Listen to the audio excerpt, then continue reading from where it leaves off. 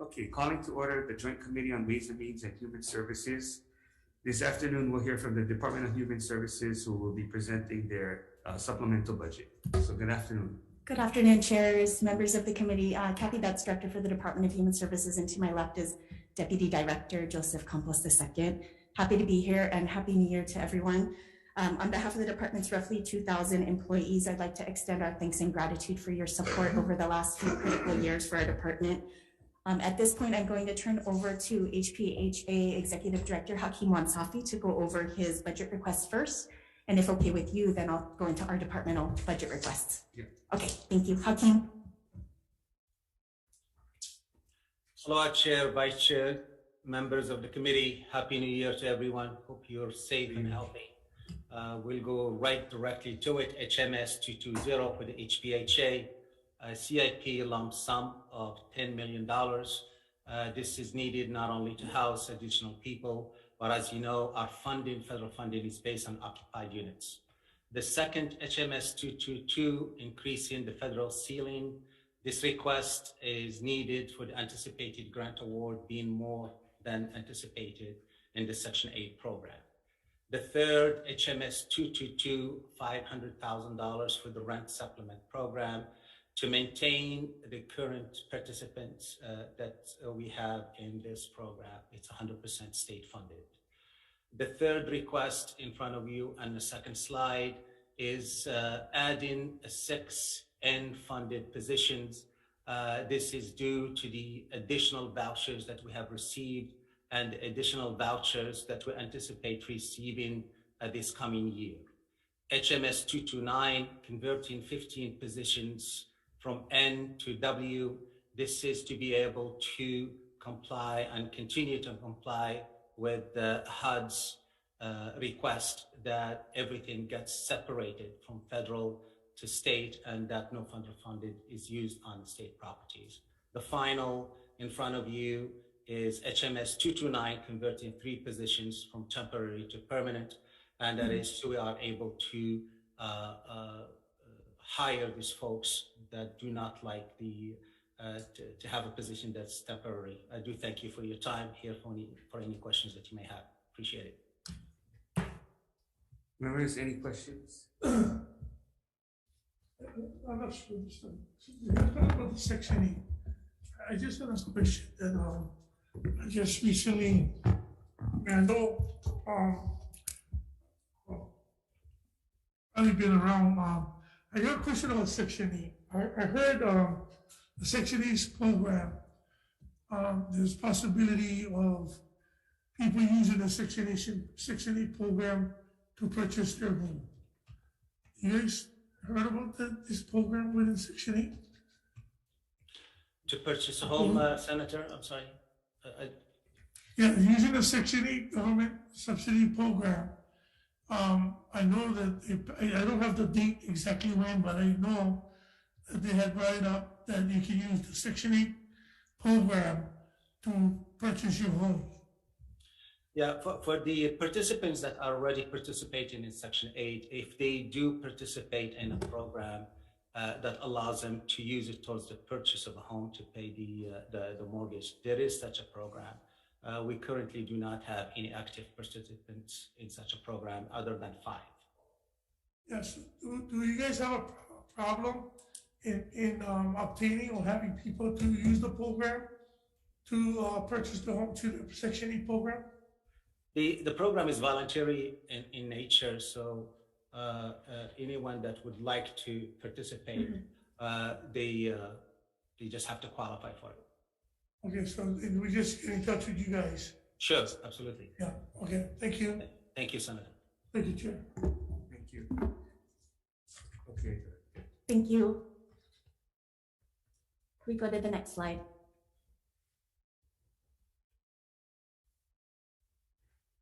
I'm looking at both windows.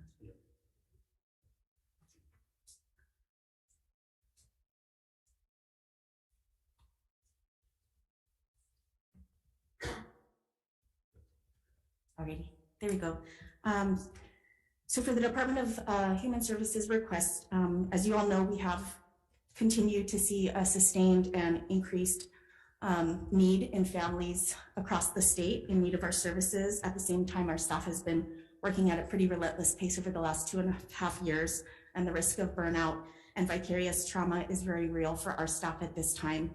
The pace that we've been working at and the lack of positions for some of our divisions is not sustainable in the foreseeable future. Therefore, to support Hawaii's families and our staff, we are requesting for restoration of position funding to fill needed staff positions, to continue our IT modernization to improve access and timeliness to our programs, as well as funding a couple of new programs to support the well-being of families, to continue to access federal funds and to improve the efficiency of the department overall.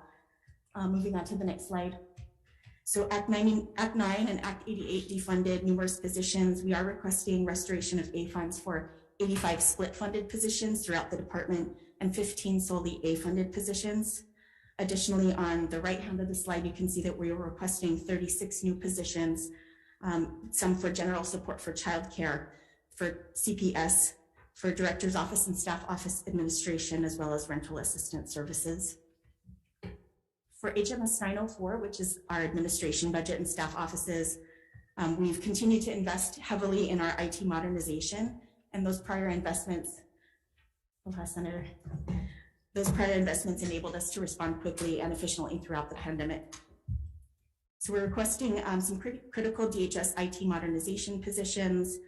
We're requesting roughly $300,000 for continued COVID-19 continuity response to enable our staff offices to have access to PPE and test kits. We're requesting to transfer a pre-audit clerk from HMS 501, which is Office of Youth Services, to HMS 904. We're also requesting one permanent position for HR for background checks. Federal law requires background checks for all employees that have access to federal tax information. So this position is critical to the department to continue to hire in a timely manner. Requesting one fiscal management office and account clerk and office assistant position. There was also a housekeeping correction from last session in which we were inadvertently added to permanent FTE, so those would be reduced in this budget request. This is an overview of the IT-related budget requests. Our OIT is currently balancing 3 large modernization projects: the BES, the continued modernization of COLEA, and the Child Welfare Information System. Additionally, our OIT has enabled new processes and mechanisms to respond to the surge in applications for benefits, as well as applications for child care provider grants. We've seen exponential influx in federal funds, and so this IT modernization to continue is necessary for our department to continue to disperse the federal funds when we receive them. So moving on to Mpd and Senators, our leadership team is also on via Zoom, so if there are specific questions at any time, please let me know. I think we'll just go through. Okay, got it. Alrighty. So for FY 2023 for Mpd, for HMS 401, the budget request, we would like to extend Medicaid postpartum coverage from 2 months postpartum to 12 months. So that would be 5.9 roughly in A funds and 6.8 in matching N funds. We're also requesting to restore basic dental of some diagnostic, preventive, and restorative dental services for the Mpd adult population. That would be 3.4 in A funds and 6.7 in N funds. Finally, for HMS 401, the home and community-based financial plan carryover, that's just reallocation of funds from this current fiscal year to next fiscal year. So there's no ask of funds in that request. For HMS 902, continued state funding to COLEA, so restoring the budget to 1.1 in A funds. We're also requesting to trade off funds from within our existing budget to restore state funding for 32 positions with Mpd. As you probably well know, we've seen more than 33% increase in number of people covered. So nearly a third of all Hawaii residents and about half of children throughout the state are covered by Mpd at this point. Moving on to BSD, as you also well know, we've seen an increase in SNAP cases and childcare provider needs, as well as childcare subsidies. We're also very cognizant of the federal requirements for timeliness and efficiency within the department, especially within BSD, which is heavily governed by federal regulations. So these are the position requests: trade-off funding for HPO, which is homeless office, general funding and federal funding adjustment for 35 defunded positions for case management. Moving down to 302, this is one that I'd like to point out. We are requesting these new positions, 25 permanent positions to implement childcare subsidies in-house. Currently, we have a contract with an external vendor for childcare subsidies. Historically, there have been long wait times and delays in services to families who are desperately in need of childcare subsidies at this time. So we're requesting to bring this program in-house, which would allow us to serve families quickly and more efficiently. Moving on to the budget request for BESD, we're requesting an increase in state funds for temporary assistance for other needy families. That's a state-funded program only for non-citizen and mixed citizenship households that cannot be covered by federal funds. And then for the exit and retention program, this is a program that provides additional benefits for families exiting the TANF program who remain employed for a specific amount of time. As you might recall, about 3 years ago, we were given appropriations to build basically the tech in order to have that program, but we weren't given an appropriation to actually implement the bonus program. So that's a request for that. And then additional general funds and federal ceiling increase for after school and summer school programs, which the need has obviously gone up as well. For the tech refresh, we're requesting additional general funds and federal fund ceilings. This is to replace equipment purchased in 2018 based on ETS recommendation to do a computer refresh every 4 years. So we are requesting this for next supplemental budget year. And then, Chair, as I mentioned, the budget request of lapsing funds. We will lapse ARPA funds in the amount of 5.4. That's because for general assistance, the current FY22 general appropriation is adequate to maintain those benefits at the present amount. And then for 224, that 3.5 million, those are funds that are usually transferred to Department of Transportation for the storage and debris removal, but that was added to the DOT budget. So then it will not be with DHS. And then these are some other positions for our BES project that we're requesting for HMS 903. For the Division of Vocational Rehabilitation, there are 4 budget requests. The first one is an increase in the federal fund ceiling by the amount of $511,000. This is requested to align with the budget for Social Security Administration. Additionally, we're requesting to restore a fund portion for salaries for 11 defunded full-time positions by using trade-off funds from other current expenses. We're requesting an increase in general funds of $315,000 for required match. As you know, when we are able to sustain our match requirements in the state, that allows us to leverage federal funds significantly more efficiently. So this results in $13 million more in federal funds coming to the state. And then the final position request for DVR is to convert a position from temporary to permanent. Next slide. These are the CIP requests in the amount of $396,000 for Ho'opono buildings.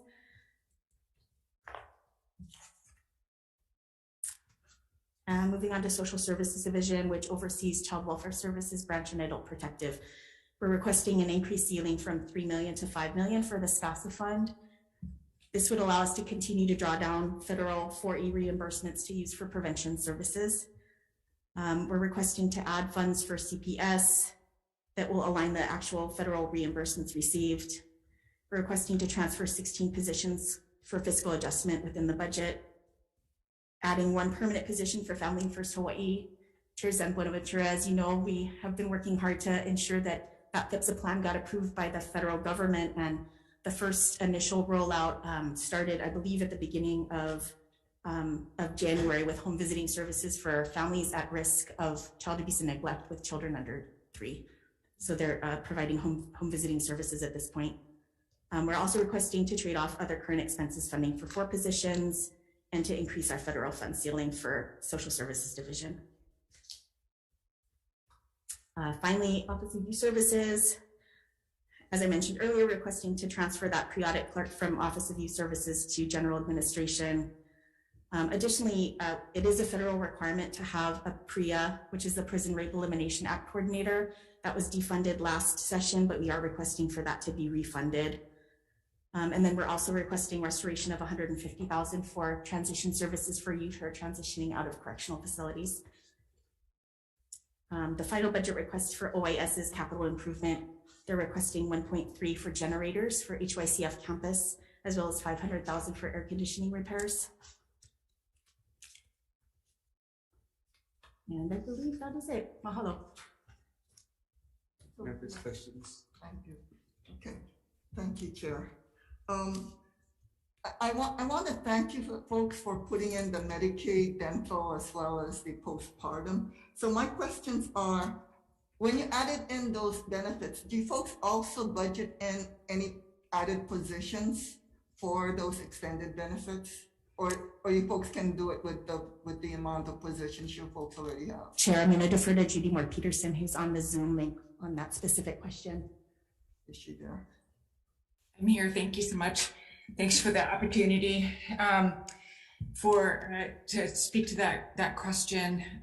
We did not ask for any additional positions, but we do have the vacancies and we have some defunded positions in which we are requesting that those get funded so that we would be able to handle any of the increase and the policy changes that would be needed.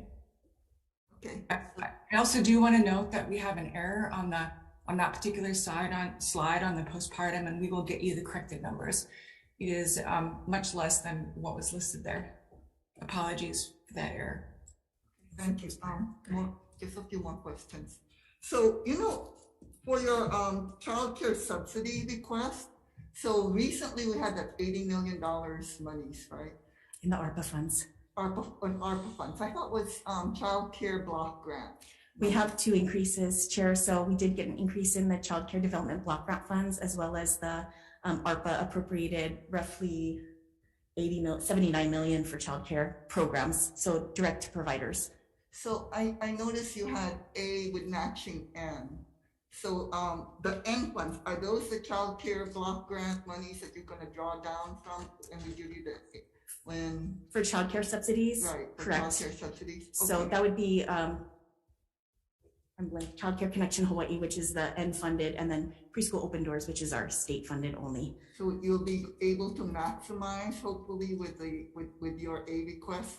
Correct. Matching N funds. Correct, and we do anticipate, Chair, that if the Build Back Better appropriations do come through, we're going to see an influx of federal funds for early learning as well as universal pre-K. So we are very cognizant that we would like to bring these positions in-house to be able to address that influx of federal funds when I believe that it will happen. Okay, thank you. And one last thing, when you make the request to restore funding positions, like I'm particularly interested in the CWS portion, yeah, because especially with the Kaluna case, when you restore those positions, have you looked into actually increasing salary so you can actually fill the positions? Because even prior to the defunding of the positions, you folks had long-term vacancy rates. We have had vacancies within child welfare. However, when we did implement the WikiWiki program with DHER to quickly hire, I think one of the issues is retaining staff. People are interested in becoming child welfare social workers and other social service aides, etc. It's really about retaining staff and being able to have enough resources for that division or branch, rather, to be able to increase staff morale. Obviously, it's a difficult job that they do every day in and out. So what does that look like, and how much does it cost? Yeah. In terms of retention, I know Daisy Hartsfield, Social Service Division Administrator, is present on the Zoom call. She might have more specifics. That out if you don't have a plan for the retention. To retain. We have increased communication with our SSD staff. There's new leadership in that branch as well. Can they develop a plan? You don't have to go into it now, but before we actually start to get into the details of the budget, when we have our pre-meeting, I think we would both want to see a plan on how this is going to improve. Sure. Child welfare services. Sure, we can share that. Thank you. That's really important. Thank you so much. And I really don't have any further questions, but basically, just Chair De La Cruz hit the nail on the head. Refunding positions doesn't help if you folks can't fill the vacancies. And we should be competitive, because I think what part of the problem is we have contractors who make more than Correct. your staff. So Correct. I think you need to establish some kind of parity at the minimum to be able to retain people, in addition to what other morale issues you may have, which sounds like you're aware of and you're going to try to solve. Correct. It's something that I think throughout the Training department. job. I think we all Pardon? empathize. I mean, Yeah. it's very sad to see on the news what's happening. Absolutely, Chair. I agree with you. It takes a special type of person to want to work in that field for sure. Having represented that division before at the Attorney General's office many years ago, it's a difficult job. So I understand the need to increase morale and provide some sort of retention support for folks in that division and in that type of work. Absolutely agree. So some of the contractors, though, it wasn't just your office that touched that case. I mean, other contractors within that you guys hire also touched the case. Has there been internal audit as to how we can improve, not just within your department, but the relationship and the capacities of the contractors? Because it seems like some red flags could have went on sooner, but I'm not sure. Chair, the systems the contractors have as well. Yeah, I can respond to that question and scenario in really general terms because of the pending criminal investigation and prosecution, so I can't comment specifically on any cases. Okay, well, let's just talk organizationally then.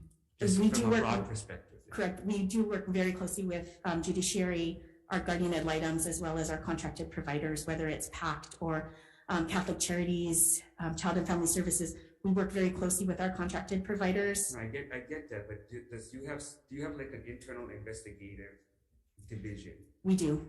Or an internal auditor that just make sure that they keep good records, that they have their IT system is up to date, that they follow best practices, that they're modernizing? Absolutely. We do have we have a contract with UH for CQI, which is continuous quality improvement, that we have look at cases specifically when we would like them to be audited or reviewed for best practices. I mean, not just the case, I'm talking about their whole operations.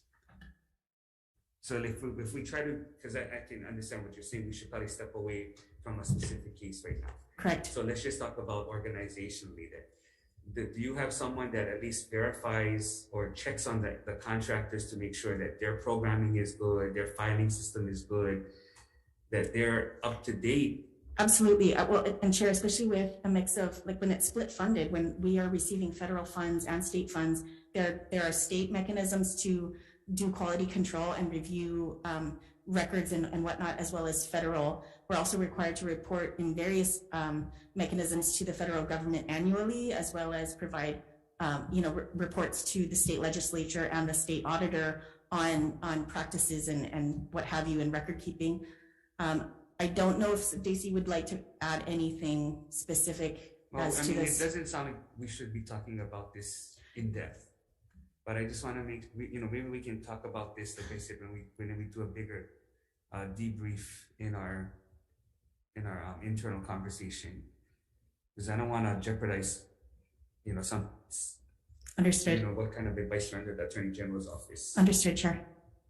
It's a concern. So I just want to express that it is publicly that at least we're very concerned, and we want to try to solve the situation, and we want to make sure that the safeguards and resources to ensure that the safeguards there are in place. Correct. The retention and recruitment. Yeah, I absolutely agree. So what are the salaries for the contractors? I mean, are you guys looking at that? We do look at that when there are RFPs for contract for purchase of service. So those are usually included in any kind of bid for service. So we are able to look at salaries. I can't off the top of my head note what salaries are provided to various contractors that we work with at this point, but I could get that information for you. Yeah, I mean, it's very depressing and very, very sad, because it almost seems as though the population you're dealing with is only growing in numbers, and that, I mean, how many more social workers are? growing. And so I know with Senator Kidani is trying to look at other programs to stop that pipeline or minimize the pipeline so we can help people become more safer, productive, independent, safe. Absolutely. So one legislative proposal that we will be looking into is our Family Resource Center. So that's something that we've collaborated with DOE, Department of Health, to have Family Resource Centers in various complex area for DOE, for people to be able to come in for resources where it's not encroaching state government to tell them how to do certain things, if that makes sense. Those have been shown to reduce the incidence of child abuse and neglect in families when they have a friendly hub that they could go to provide. So that's something that we're working on right now. There's a legislative proposal that's part of our administration package. Additionally, with the Family First Prevention Services Act that was changed by Congress 3 years ago, that's really to look at how we can prevent removal of children from family homes to keep them in the home safe with safeguards. Well, provided they have a safe home. Correct. Because sometimes, you may have to intervene. Absolutely. And that's why we have our 587A tract where there is, temporary foster custody and foster custody, guardianship, etc. But the FIPSA, that legislative change really forced us to look at the way we provide services to families. And for those families that do not need their, that are able to keep their child safe in the home with some supportive services, we want to be able to leave children in their family home. However, the services just seem, the breadth of services is unbelievable. Maybe domestic abuse, drug abuse, social, psychological, unfortunately, sexual harassment. Absolutely. It's just enormous. So I'm not, but yet we need to come up with a plan to attack this. I agree, Chair. I also believe that, we're not seeing the long-term impacts of this pandemic yet. What we're going to see is increased mental health concerns. We're already seeing it, right? We're seeing a lot of that, and not just on the child welfare side, but on BESD side, in folks in crisis, in trauma, who are worried about how they're going to feed their families, etc. So I do think that that's something that is worthwhile for us to focus our attention on in order to, prevention is key, right? And unfortunately. And detection. Correct. It's just that, a lot of the things that, Senator Kidani is working on is at the high school level, right? Because we're looking at alternative learning centers and hopefully safe houses. The difficult part becomes is the K through 6th grade. How do you, I guess the program you're talking about in the schools to be able to identify and detect students who need help, because at that age, they may not be able to verbalize it. Correct. Well, they're not within the schools, they're off campus, they're in neighborhoods. So they're neighborhood hubs that people can stop in, say they are questioning, how do I apply for food stamps? Or, I think that I'm talking about the students though. Correct, but then they're able to access services in their neighborhood, which is families are more likely to utilize those services versus an intake call coming in and us reacting to the intake call. Oh yeah, that's good. That's we positive. Want that front end services. I think what Senator De La Cruz may be trying to get at is how does the student themselves, and this is not just K through 6, but we should talk about the high school too. Kids that don't go to school because they're tired. They run all night because they can't be at home, whether it's an abusive parent, abusive boyfriend or girlfriend of the parent or whatever. So they stay up all night trying to protect themselves. So in the morning, they can't go to school. And so these are the things that we're asking about is where do they eat? Who do they go to? We talk about safe houses. I don't know. I don't know one department runs safe house, to be honest. And if you're doing it, I'd sure like to know. But I think there's not enough communication between the department and the DOE And I have worked very closely with the DOE in asking these questions, and I don't feel like there's enough answers. So, I'd like to engage you, Yeah. and work with On you. potential on partnerships. Yeah, definitely, on Senator. that. And there are organizations out there that take care of these kids, but they can't do overnight things. They said only DHS can do that. DOE cannot. Correct. So we, just in terms on Kauailoa campus, we do have the RISE shelter, which is for young adults. And then we also have the Halikipa trafficking shelter, which is a drop-in shelter for trafficking, for youth that have been trafficked or at risk of being trafficked. So those are two services that Office of Youth Services and HYCF offer.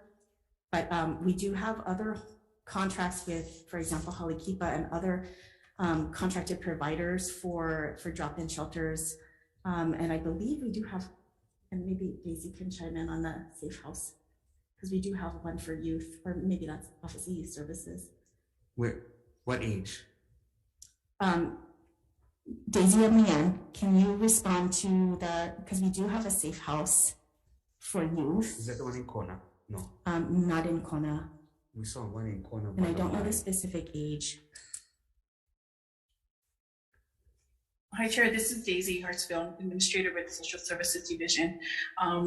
RISE does assist us with providing shelters or drop-in, if you want to call it a drop-in center, for our youth 14 and older. So that's one resource that our division is able to use. But that's on Oahu. We have emergency shelters statewide. We have Haleopio on Kauai.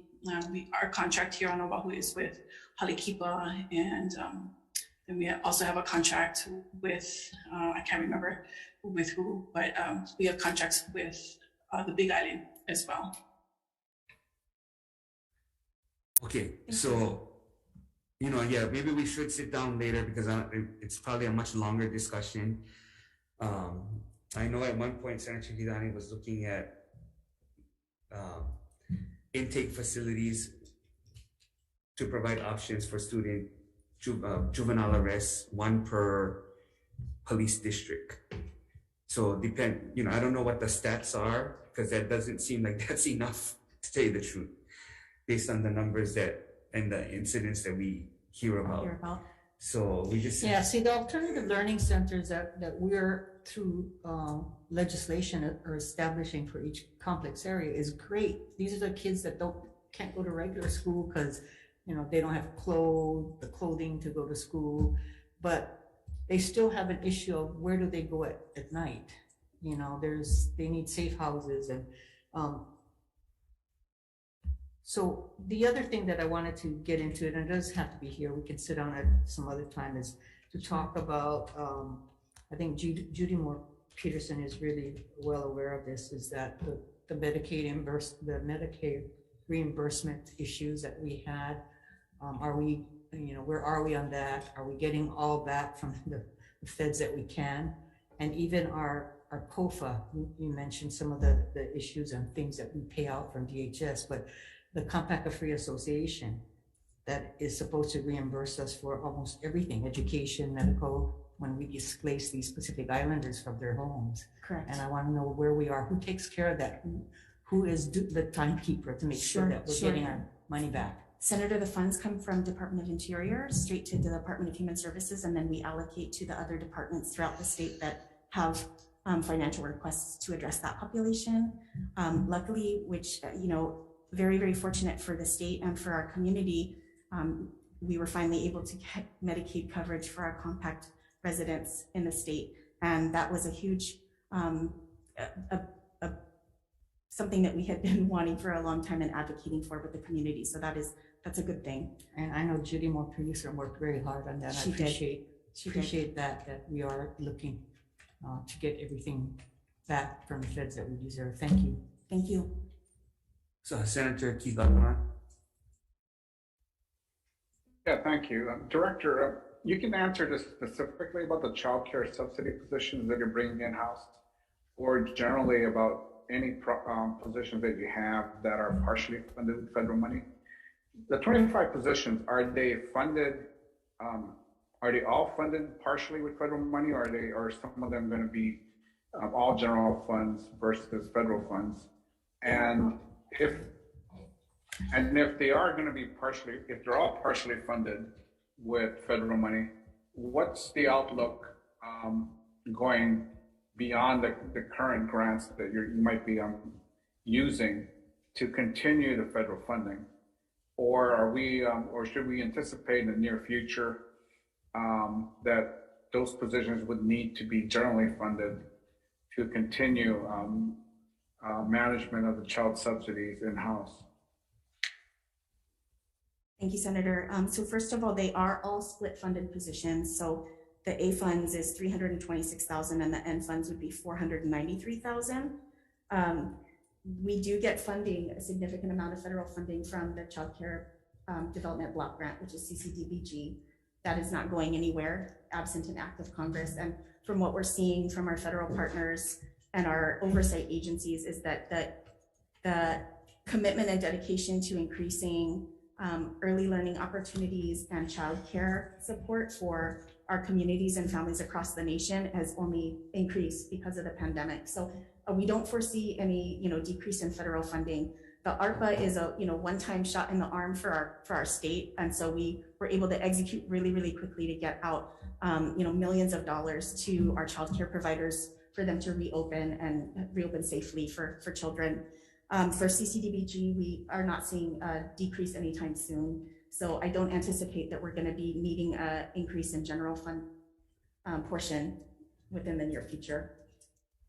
Well, I just was wondering, because beyond the $500,000 in federal money to support these 25 additional positions, do you already have other resources that would be helping to implement the child subsidies, or were you completely dependent on outside providers?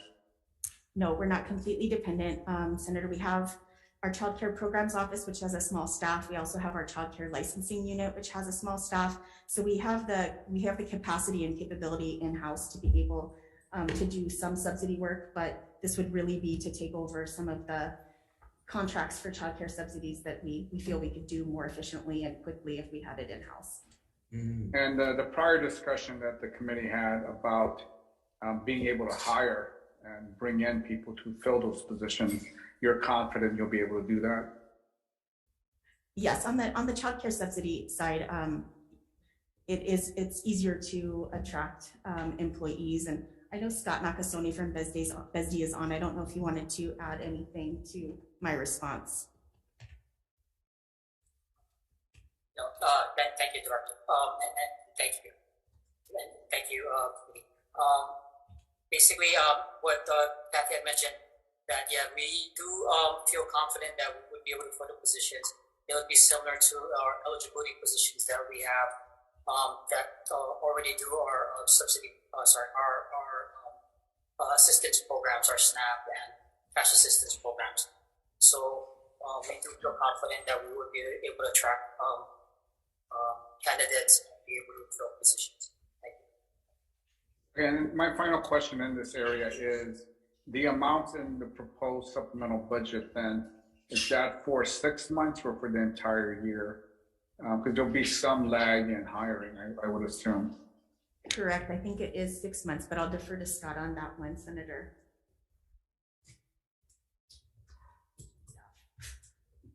Sorry. I believe it is for 6 months.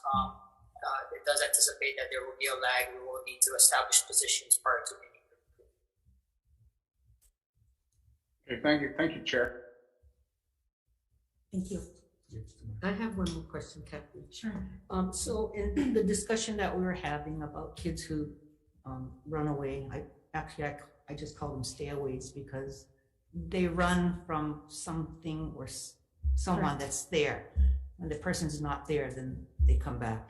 But do you keep stats by neighborhoods, complex areas where these runaways, stayaways are? And if so, where is the most need so that when we start looking at this, we know, do you have a crisis center in each of these areas?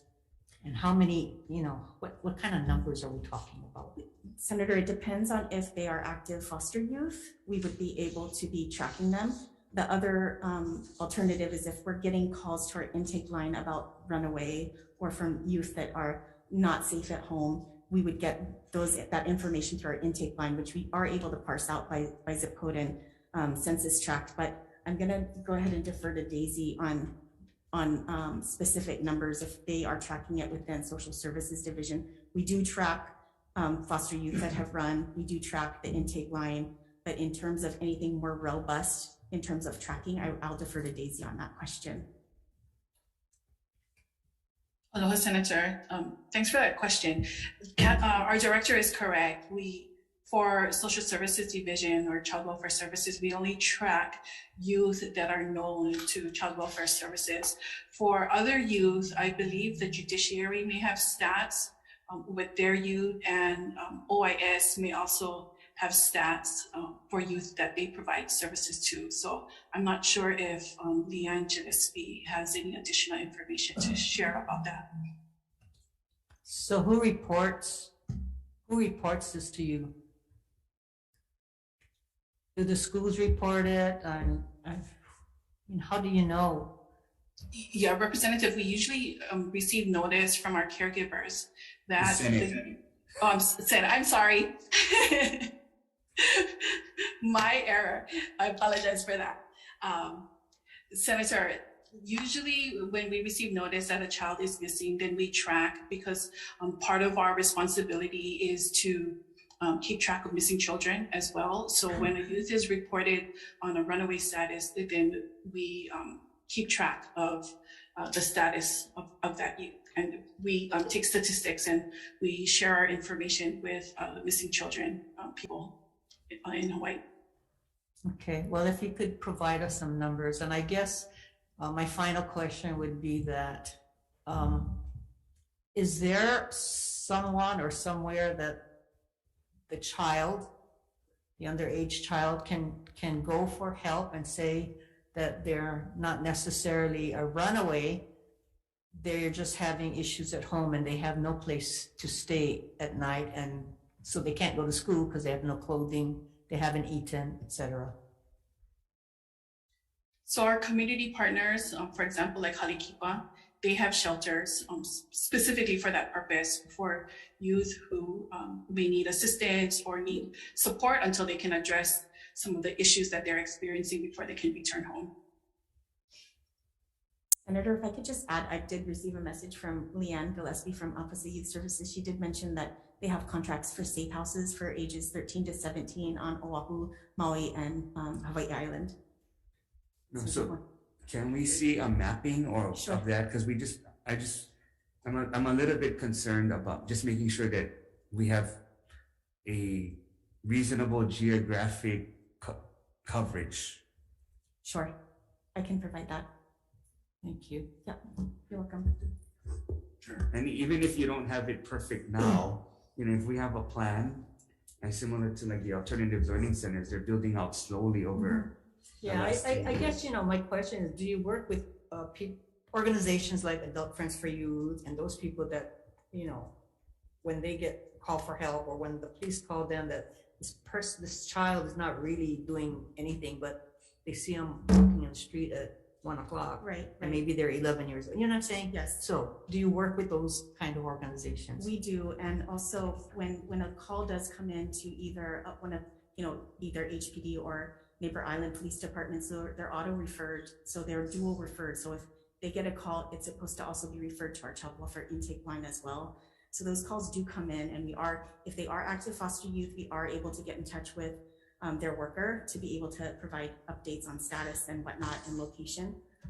In terms of non-foster youth, there would be a different response. We'd probably have to do an investigation first to ensure why a child is not home and if they're safe at that home or not safe. So that would be a different type of investigation if it was not an active foster youth. Thank you. You're welcome. Senator Favela.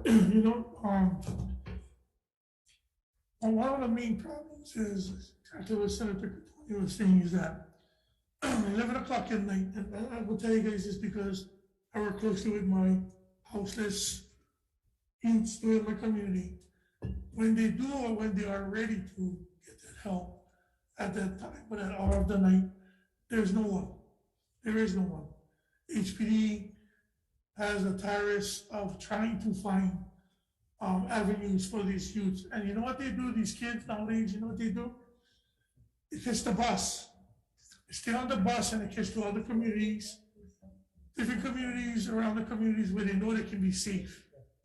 So we'll have people from Waianae and Honolulu, all different parts of the island will come and congregate in different areas, and in the morning they go into the community. Those are the ones that doesn't have a social worker. Those are the ones that we try to keep from getting arrested, from being chronic runaways. Like you said, they're no more clothes, they're no more food, so they start stealing.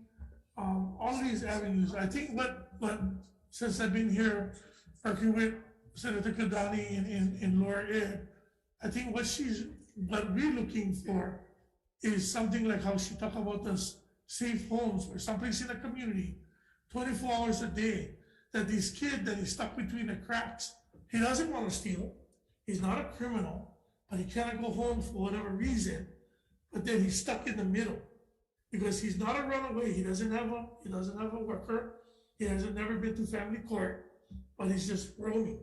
So now he's 12 years old, now he's 16 years old, this individual, but he's doing it, never went into the system. HPD calls for this gentleman lots of times, but he falls between that crack. And sooner or later, he's gonna start doing crime because he's gonna be hungry, he won't wanna steal. And that's the stuff that's went over and over. Because even like back when we talked about this, and that's the reason why I totally agree when I'm in Senator Kadani's committee, is because I see this. I see these kids that is good, but they just cannot go home, but they're hungry. They have no place to go. I mean, there's something that we have shelters for homelessness all over this island. We have homeless. We have nothing for the youth who's out there, not maybe homeless, or maybe they just should have some kind of pili kia, but we're gonna keep having this, and then they're gonna be adult criminals, adult homelessness. So what Senator De La Cruz was saying earlier, catch them in the elementary schools, right? Because 11, 12 years old, believe it or not, they're wandering in the communities, because I see them, you know, but you cannot go over there, hey, where am I gonna take them? Yeah. Even though I'm a state senator, where am I gonna take them? So I really, truly, something that we should work on going forward in trying to find these kids that fall between the cracks, that they don't go into crime, and they don't get victimized on the street. Both ways. I agree, Senator. Yeah. This is or worse. Sex trafficking. I mean, you know. Yes. I was going to comment that is a real risk for our youth. You know, male, female, LGBTQ, gender nonconforming. That's a real risk for our youth. That's why we've worked over the last few years on the CSEC task force with the family court to identify those youth and the risk factors, but also really worked on educating our community partners about a trauma-informed response to victimization. We cannot just go after status offense or put someone at DH without looking at the root cause. No, so I think we agree with you on that. Yeah.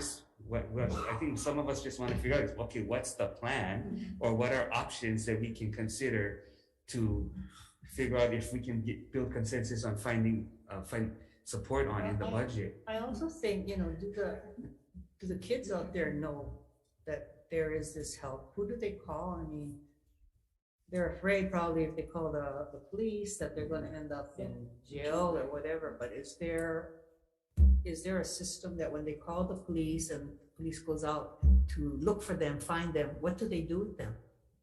You know, I don't know what that process is, where they take them.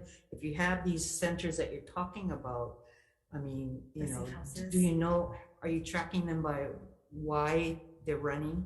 Are they being abused? You know, whatever. Yes, verbally, sexually, yeah, I mean, being physically. sex trafficked. I mean, we know that there's some instances of that by their own families. You know? There are. We do have Yeah, confirmed cases. You know, that's exactly what Senator Kadani is saying. So, I'll give you an example. This one individual I'm talking about that HP know about. Only thing that they can do, and they're trained to do, is call the parents, call the guardian. A kid in the park at 11 o'clock at night, They don't want that. So if there's a center, like how Senator Kadani was saying, there's a center they can go to, they get counseling, they get help, and they can find out the root of the problem, and then they can assess them from there. Because HPD will do the best they can. Because I know HPD is working with this individual for a while, but the only alternative that they have is to send the person home, or he keeps running away. So going forward, I mean, not saying that he has a bad home life, but there's something causing a person to leave, we don't know, but HPD is one of the main people that sees these people out in the streets, and then their hands are tied because the only place they can do by law, because they never commit a crime, they're just wandering, is call their guardian to come and get them. That's not the solution. They literally, some of them literally cry. They don't want to go. Understandable, Senator. And Senator Kidani and Chair, I can get more information from SSD and OAS. We'll get some more information as to how we could build a more robust system for these. Yeah. So I guess the the police are probably the first responders in this case, but if they are not aware that the centers will take them and determine whether or not they should go home or they should stay at their center, that's something I think that's more needed, because I'm not aware of it, and I guess the police are not either. Thank you. But I think organically, over time, the department has tried to react, as times have changed. But now we've got to the point where the problem is so widespread. How do we proactively come up with a strategic plan statewide? Because I don't think the population was that big at the beginning, right? So there's these one-up programs that slowly started, and then you're trying to, correct. Have we reached the point where we have to take a different approach of just reacting one program at a time versus looking at it strategically statewide, more collaboratively? Yeah, Sure. I mean, I feel like we have. Unfortunately, it's real unfortunate, but yeah, and I do believe that we have, the department we have become increasingly more collaborative over the last few years since we implemented Ohana Nui and our multi-generational approach to, basically make families more safe and self-sufficient and dismantle intergenerational poverty. So it is all, but we always need more collaboration. We need more diversion programs for our youth. We need less. Well, the only reason I'm talking about is if we have a statewide strategy, which maybe you have but we're unaware of, then we can bring in collaborators like KS, looking at the demographics of a certain geographic region, or OHA, to help pay for some of the things that make sense for their beneficiaries. Sure, I agree with you, Chair.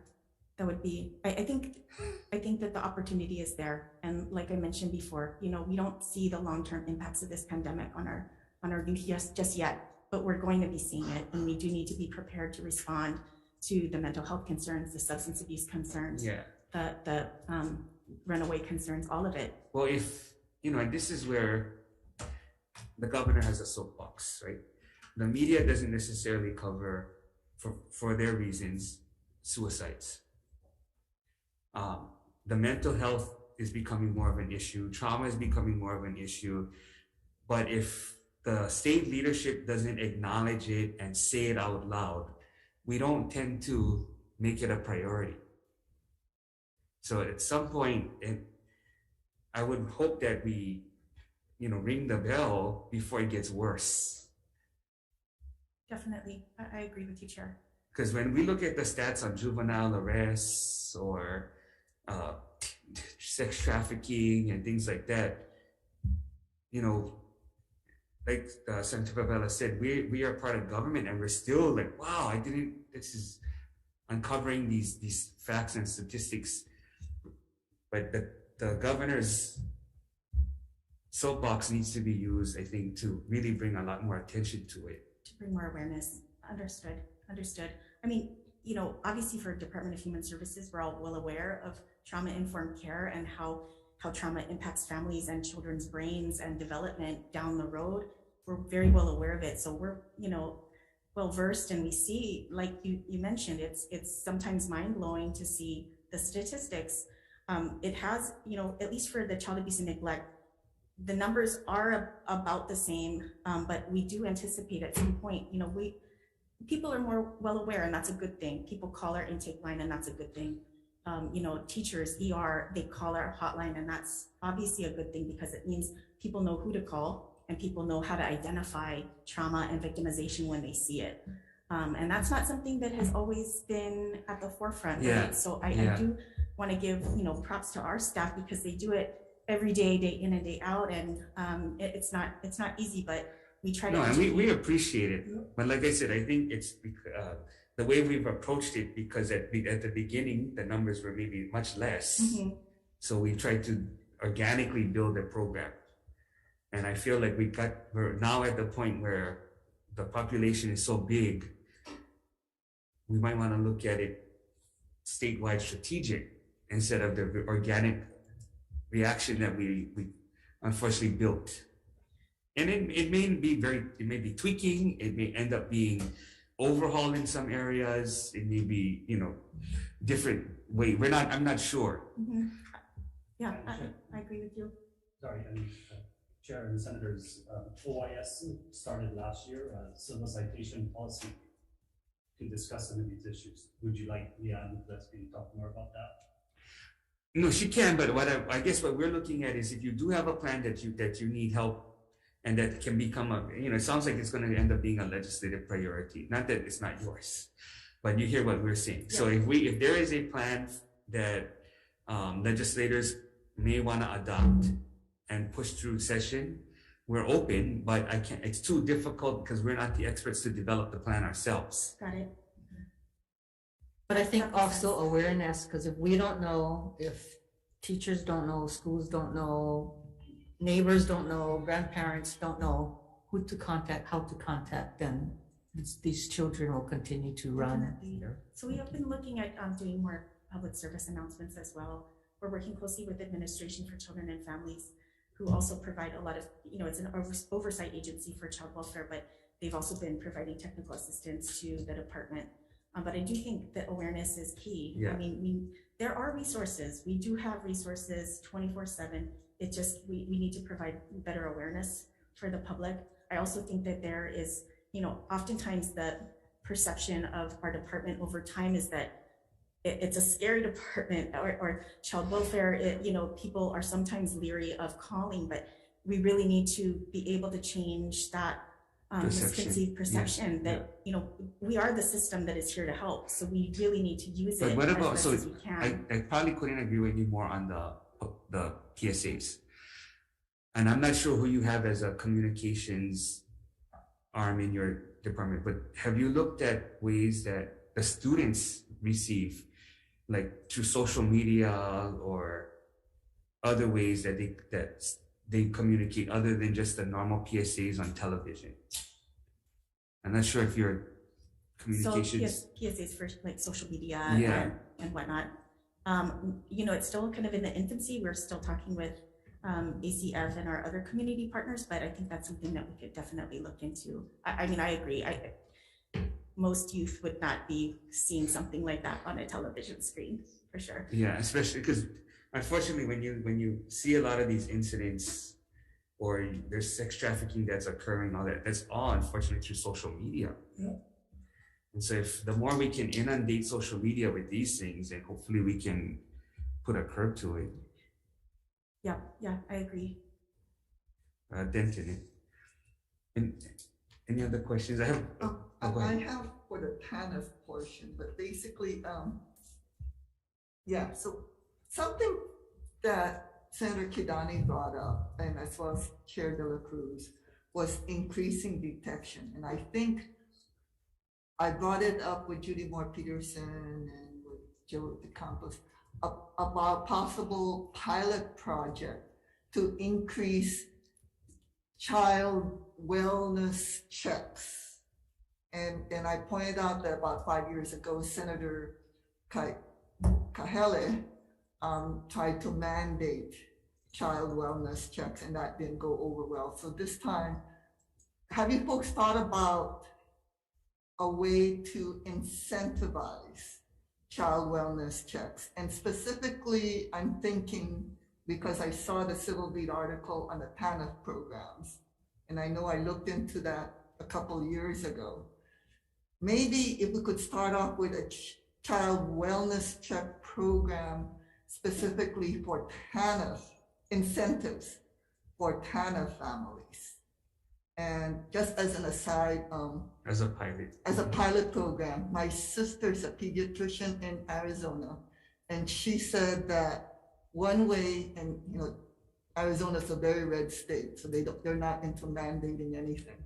One way they are able to detect like early child abuse is to incentivize poor families into giving them $50 per child annually when they get a physical.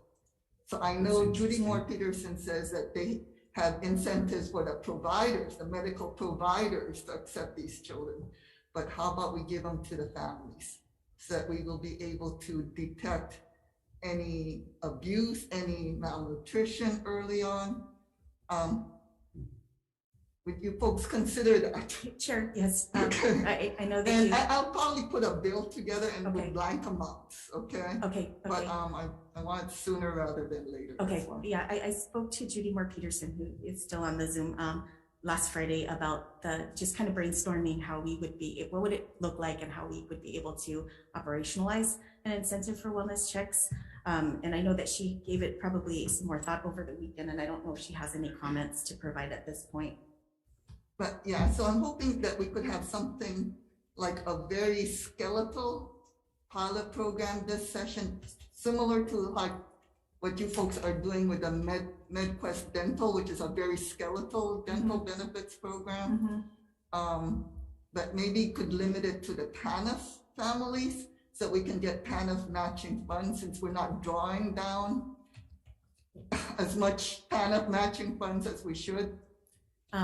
We are drawing down, so because it's a block grant, we are getting a significant amount. Pre-pandemic, our TANF family numbers decreased because the economy was so good and a lot of people were employed. So that has gone up. The only caveat to using TANF for a pilot program such as that would be that we would need to have parity for our TAONA families, which is Bay funded only. So that's something that we can consider. And I know Judy popped on for a second, but I don't know if she had additional comments, but that's something that I can talk to our TANF program and also Judy Moore Peterson about to get some more information. Even when we do parity for A funds with the families who don't comply, so that we could constitutionally comply, at least we'll have some federal monies that will supplement the program, right? And it just won't be A funds only. Sure. We'll get more information for you, Chair. Thank you. I had a question about, if you look at page, I don't know if it's on your page, page 83, the additional general funds to increase TANF